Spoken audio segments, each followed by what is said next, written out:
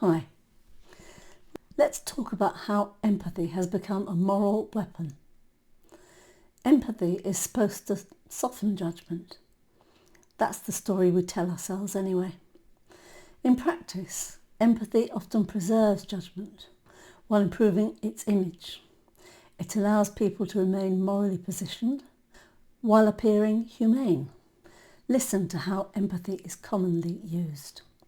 I understand why you did that. I see where you're coming from. Those statements sound generous, but structurally, they still assume a chooser. They still assume that the person could have acted otherwise and is therefore morally legible.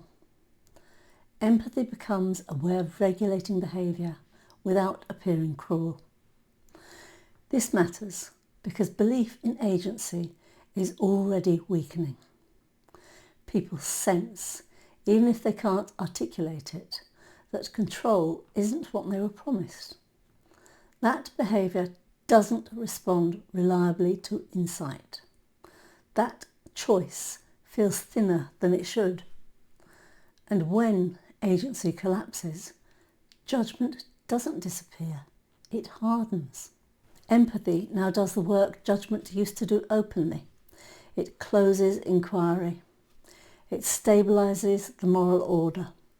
It allows people to say, I'm not judging you, while still judging. The tone softens, but the structure remains intact. This is why empathy has become so aggressively defended. It's not just a feeling, it's an identity tool. It allows people to maintain moral authority without confronting causation.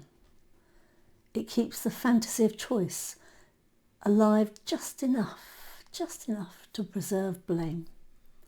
You can see this everywhere, in public discourse, therapy language, social media outrage.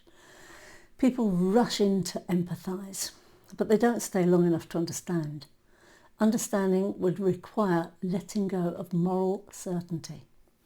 Empathy allows certainty to survive. Real understanding doesn't need empathy as performance. When causes are actually seen, judgment dissolves all on its own. There's no need to soften it, it's simply no longer compelling.